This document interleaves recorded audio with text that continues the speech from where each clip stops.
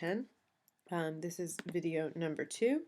In this video, we'll be talking about things like what should we be thinking about molecularly when we're talking about compounds in the liquid state. How do liquids behave? There are some differences to them.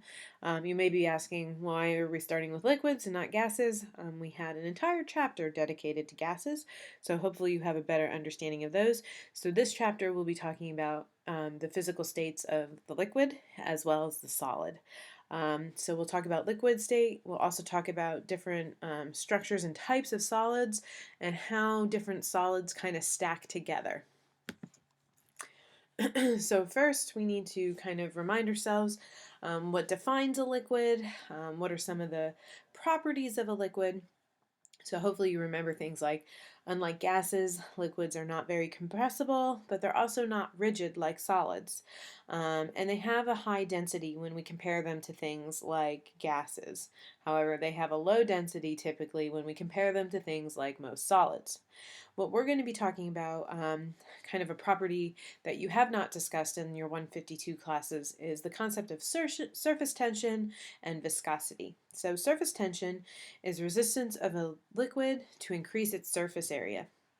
So if you were ever at a restaurant, which I'm sure we all miss going to, and you stuck your finger in your water and you had a drop of water on your finger and you dropped it on the table, and then you did that again, you would start getting a bubble of water on on the table. And that bubble would get bigger and bigger. It would start to raise up higher before it would want to spread, right? So surface tension is the resistance of a liquid to increase its surface area, or its resistance to want to spread out further. Okay, so that's the idea that it kind of wants to hold itself together and make this bubble instead of, spread out. And you know from experiences I'm sure you've had that there are different liquids. Maybe if you had like rubbing alcohol in your medicine cabinet or nail polish remover, that doesn't want to bubble up the way water wants to bubble up. And this is a good just observational way to determine different surface tensions of liquids. And as we talked about in our first video from this chapter, we know that this property of surface tension is going to be related to its intermolecular forces. So the stronger and more intermolecular forces a molecule or a type of molecule possesses, the greater the surface tension it will have. Along with this will come the concept of capillary action. So this is the spontaneous rising of liquid in a narrow tube. If you've ever had a straw where you, like a very thin straw, like maybe one of those ones that like you stir like a cocktail drink with, and you just put a little bit of the straw into the water, into your drink, you would notice that more than just the amount that you stuck in, more liquid would be in the straw than just the amount that you stuck into the water, right? It would rise up above that. That's an example of a capillary action. Capillary action is also how plants get water to the other parts of the plant. We know that the roots are in the ground and that's where the water gets sucked up. But how does the water get to the leaves at the top of the tree? It happens through capillary action. So there are two different kinds of capillary action that we see. We see cohesive forces and we see adhesive forces. So cohesive forces mean that the intermolecular forces between the liquid are stronger than they are with whatever tube they're in. Adhesive forces mean that the forces between the liquid and the walls of the container or the tube are stronger. So what does this look like? Think back to any time you've been in lab. When we have a burette and we fill the lab burette with a liquid, typically we'll do water. We have what we call a meniscus, right? We know it makes like this little curve like this. So here's an example of it. Here's the glass silicate wall of the container, right, the burette, and here's all those water molecules. And this is an example of an adhesive surface, which means the molecules of the liquid really like hanging out with the molecules of their container. And so we get this kind of concave surface going on. That's how we end up with a meniscus in a burette. is through adhesive forces. Now, if you've ever seen a mercury thermometer before, you know that it kind of has a little bit of a bubble going on in there. And so what ends up happening here, this is an example of cohesive forces, where the molecules of the liquid like each other more than they like the molecules of the container or the tube that they're in. So they form a bubble on each other rather than hang out with the glass container they're in. The other type of property that we're going to talk about with liquids is viscosity. And viscosity is kind of a measurement of a liquid's resistance to flow. And you might have a hard time visualizing this, but if I told you I pour out a glass of honey and I pour out a glass of water, and I asked you which of these will empty out quicker, hopefully you would tell me that the glass of water would pour out before the glass of honey. And that's because honey is very viscous. It has a lot of viscosity to it. It has a lot of resistance to flowing, so it's slow moving. Something like water, relatively low viscosity when compared to something like honey or maple syrup or molasses or something very thick like that. So, when we talk about the structural model of liquids, think back to that first image that we had in video 1, where we had kind of the molecules, the blue molecules of the gases floating around, the liquids and the solids. We know that unlike gases, liquids and solids have much stronger intermolecular forces going on. And right now we're talking about the liquid state, so we're going to focus on this. When we have a liquid, right, it's going to we have a lot of different regions within that material, right? We know that the molecules are kind of flowing on each other, but they're all in contact with each other. It's kind of like if you take your hands and you rub them against each other, rubbing your hands like the palms together, even though they're moving, you still have quite a bit of contact between your two hands, even when you rub them together. It's fluid and it can move, but we still have a lot of contact. But if you opened your fingers up and rubbed your hands together, even though we have a lot of contact still, you still are going to have holes, right, in that region, where we could still have fluctuations to the different kinds of interactions that could occur. And the same thing happens in liquids. So go ahead and try and answer this question. So, from here we're going to move on to solids. Again, the big things from liquids that you should be comfortable with are describing things like viscosity, the different types of surface tension, what is surface tension, the difference between, or what is a capillary action, and then the difference between adhesive and cohesive forces. As we move into solids, we're going to talk about a couple different types of solids. So the two types of solids that we're going to focus on will be amorphous solids and crystalline solids. Now, amorphous solids are solids that don't have like a characterized regular structure to them. They're considered disordered. What we mean by this, the classic example would be glass. If you look at a glass pane, that's a bunch of silica and oxygen atoms in there. It's a solid. However, there's no strict order to how those atoms and molecules are arranged together, the silicate.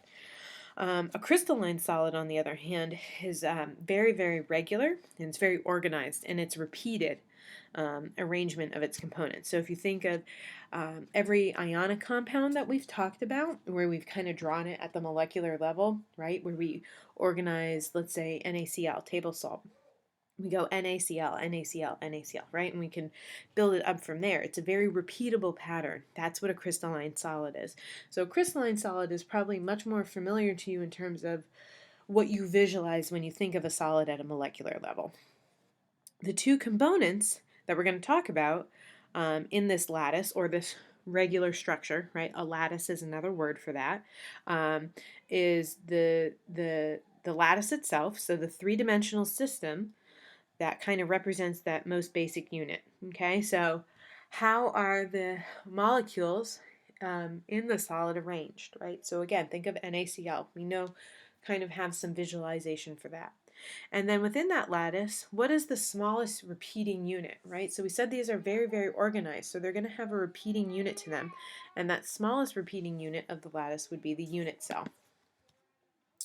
So here's just kind of a representation of this. These red balls could represent anything, NaCl, KBr, lots and lots of different, we could get very, very complex molecules as well, but it doesn't matter. We're just talking about molecules here, so we could talk about the arrangements of them. I have some videos posted in the extra help that will be a little more dynamic and kind of flip things around. So if these static pictures are not doing it for you, we will have other examples for you to look at.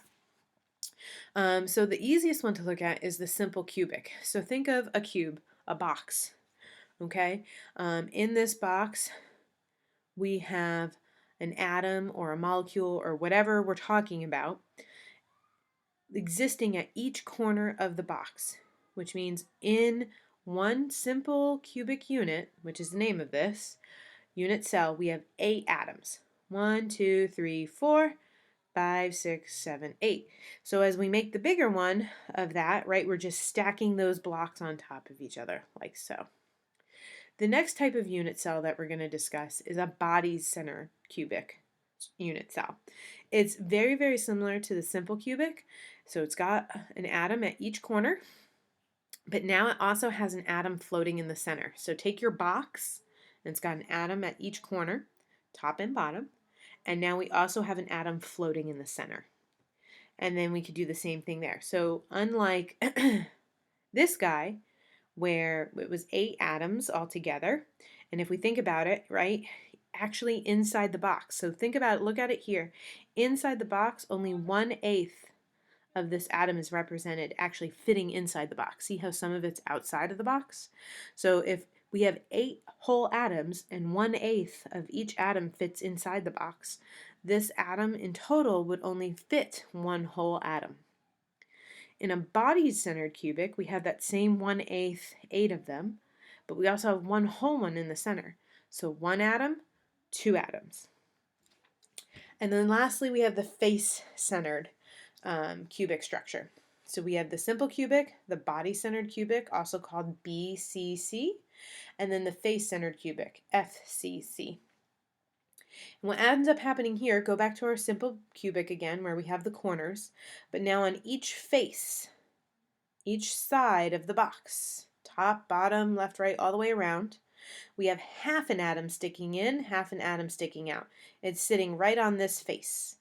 So again, we have our 1/8 times 8, but now we also have a half. And how many sides of a box are there? 1 and 2 for the top, and 4 going around. So I want you to try and figure out how many total atoms fit inside a face-centered cubic model. Might be easier to look at it like this. If you were having a hard time visualizing that 1/8 thing that I was talking about, look at our simple cubic right here. Okay? So this is what's actually fitting inside the box. So you can go back and forth. Here is what it looks like here. And then in this image, we're showing what actually only fits inside the box. So in the simple cubic, there are 8 of them, but each of these atoms only has 1/8 fitting in it. So there's our body-centered cubic with our 1/8 all around. And then the center has 1 full atom in it. And here's that face-centered as well for you to look at. So there are a number of different kinds of ways we describe crystalline solids. The one that you're probably the most familiar with that we've used a lot in examples are ionic solids, which would be, like we said, NaCl is a really good example of that. We can also have molecular solids. So these are solids that are covalent compounds. So think of sucrose, right? Table sugar. That's a solid. That's a crystalline solid. When you get tea or coffee and you add sugar to it, those are little crystalline solids. So that's a molecular compound, right? Or we can have an atomic solid. So a pure hunk of gold, a pure hunk of copper. That's a solid that is made up of only one type of atom.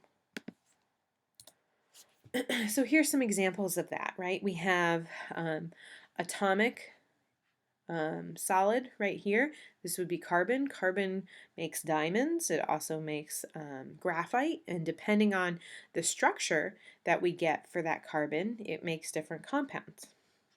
Here is our table salt, which is our example of our ionic solid. And then here is an ice crystal, right? It's a snowflake. This is how water crystallizes, right? So this would be a molecular solid. So just a couple different ways that we can classify or kind of identify similar properties of these different solids. When we have an atomic solid, most of the time what we're talking about is a metallic solid, right? I called it out earlier. I said a hunk of gold, a hunk of copper, just a pure atomically pure solid. Right? Typically these will have a lot of covalent bonds, kind of holding everybody together, but it's just atomically pure. Now, when we think about how these atoms are going to sit with each other, right? Think back to that face-centered, body-centered, simple cubic, right? We're going to think about how efficiently we can pack these atoms on top of each other in a solid. So we're going to talk about closest packing arrangement. Basically, how efficient can or does the solid utilize the space around it. So what we do is we look at an individual atom or a sphere and how many different atoms or molecules are around it. So there are two different types of arrangements we're going to talk about: the ABA arrangement and the ABC arrangement. So this is kind of a repeating pattern of this arrangement, then this arrangement, then this arrangement, which is the same as the first one, or we can have an arrangement where there's 3 different layers to it. So what we look at is something like this. So this is the ABA arrangement. So what we have here is we're going to be looking at this yellow layer, and then we have the blue layer that sits on top of that yellow layer, and it's sitting where all the empty holes are. And then another layer sits on top of that blue layer that lines up with that first layer again. So ABA, right? The yellows line directly up with each other. The blue layers line directly up with each other. This would be called a hexagonal closed packing system or structure, HPC. This might be an easier way to look at it. Here's A and A. These are the top and bottom layers, and here's B. And they sit like this, one on top of the other, and we end up with this unit cell. So what unit cell does this represent?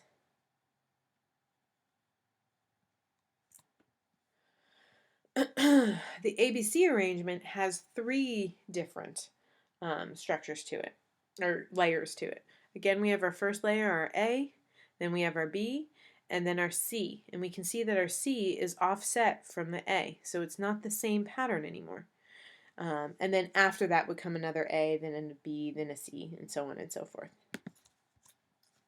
So we can look at it like this, right? If we had the A, then the B, then the C, and then the A again. And then what kind of structure does this resemble for a unit cell? Okay, so when we're looking at determining these different structures, we pick one atom and then we would look at all the neighboring atoms around it. In this case, there would be 12, right? So the red atom is the atom we're looking at, and then the 12 atoms top, bottom, and around it that basically all touch it. So this is that ABA packing, or that hexagonal closest packing system, right? So here's what we were talking about when we talked about kind of defining that efficiency of our packing. For example, in our face-centered cubic, right, we know that that means we have one atom at each corner and then half an atom sitting in each face. So we know that if I have 8 corners and only an eighth of the atom actually sits inside the cube, that would give us one whole atom through the corners. And then we know that there are 6 sides to a cube, and we only fit half of an atom in each side. So if we have 6 times 1/2, That would be 3. 8 times 1/8 is 1, for a total of 4 atoms that fit in a face-centered cubic unit.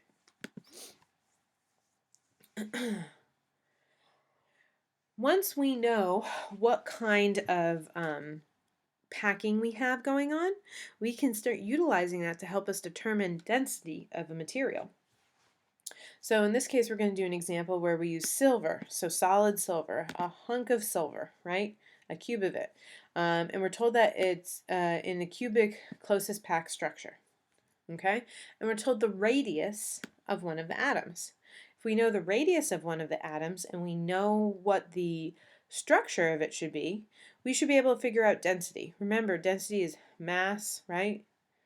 Divided by volume. So if we know the mass, because we can get that from the periodic table if we know the element, then we need volume. Well, it's a cube, which means all the sides are the same, so length times width times height. And if we know the radius of our atom, we can figure out the length, width, height of our cube, and then we could use that to determine the density of the solid. So let's go through this. So we know that density is a mass per unit volume, right? It's how much mass is there in a designated amount of volume. So we must find the volume of the unit cell for the silver so that we could figure out how many atoms are in it so that we could figure out the mass of it. Note that the structure of an atom, they touch along the diagonals for each face and not along the edges of the cube. So we'll look at an image of that. So when you're looking at this, we're talking about the diagonals here, right? Everybody's touching this way in the diagonals. The length of a diagonal, right, of a cube is going to be the radius plus 2 times the radius plus the radius, or 4 times the radius, right? It's a cube. And we can use Pythagorean's theorem for this. So let's look at this. We know that we could get 2 sides of it would be length times width, right? So d squared plus d squared would be 4r squared. Okay? You do not need to go through this kind of proof for it. What you need to be able to do is utilize the formula. So once you know the radius, and we know that the density is then going to be the radius times the square root of 8, we can use that to figure out our density. We know that we were given that it was 144 picometers. Pico is just a prefix, like before, just like kilo, milli, it's just very tiny. 144 picometers times the square root of 8 will give us 407 picometers. Now, the 407, right, is the volume of the cell. We need to then go ahead and convert this into cubic centimeters. Now remember, length times width times height, which means that's 3 different measurements. So it's going to be cubed because they're all the same. So again, this goes back to Unit 1. If you're still struggling with how to do your dimensional analysis, where you have to have cubed units, please remember that if you're going through and doing your conversion, that you know that 1 times 10 to the negative 10 centimeters is 1 picometer. This picometer here and this picometer here can't cancel out because this is picometers cubed and this is just picometers. So we have to cube the whole thing. So we end up being able to convert into our centimeters cubed. So we end up with 6.474 times 10 to the negative 23 centimeters cubed. Again, I would encourage you to practice this on your calculator. Your homework will give you the opportunity to do some practice with this as well. So once we have this, and we know that we're in a face-centered cubic, right, because we're told it was in the closest packing, which is face-centered unit cell, which means we know there are 4 atoms of silver in every one cube, every one unit cell. Therefore, density is going to be mass, which we know there's 4 atoms of them. We can use the molar mass of silver, and we can get that Avogadro's number to atoms. So atoms and atoms will cancel out, moles and moles will cancel out, leaving us in grams, which is a mass unit, divided by the volume that we calculated. And therefore we can get the density of our silver crystalline solid. Again, solving for density is something that your homework will give you a lot of good practice with. So the last thing we want to talk about in this unit or in this video is some different properties that we see that happen with these metal solids. So things like malleability, ductility, efficient and uniform conduction of heat and electricity. So these are properties of metals, right? Are they malleable? Are they ductile? Do they conduct heat and electricity? Things like that. And so basically what ends up happening, why do these things happen? One idea of how we envision kind of these metal atoms, right, is that when they're arranged together, we have what we call the sea of electrons, right? This idea that we have metal cations and a sea of the valence shell electrons of those cations. And it looks something like this, right? So if we have sodium or cesium or something like that, one of our group 1A metal electrons in here would be the group 2, so magnesium or something like that, right? So remember, we're in a 1-to-1 ratio, 2-to-2 ratio, so on and so forth. We also have the ability to have what we call an alloy. So an alloy is a substance that contains a mixture of elements and possesses metallic properties still. So something like brass, okay? There's no element brass, right? We have copper, we have gold, we have silver, but there's no brass. There's no element called steel, but we know that steel is a metal. So how are these metals being formed? They're alloys. And there's two different ways alloys are made. There's substitutional alloys, where some of the host metal, or the main metal, are replaced by other metal atoms of similar size, or we have interstitial alloys. And this is where we have a different element being kind of packed in the small spaces around that host metal. So here's brass. Like we said, brass is a mixture of copper and zinc, and so copper would be our host metal, and that some of those coppers get replaced by zinc. This is the substitutional. Steel is an example of the interstitial. And what we have here, the host metal is iron, and carbon is introduced, and carbon is much smaller than iron, and it fits in kind of the small holes around it.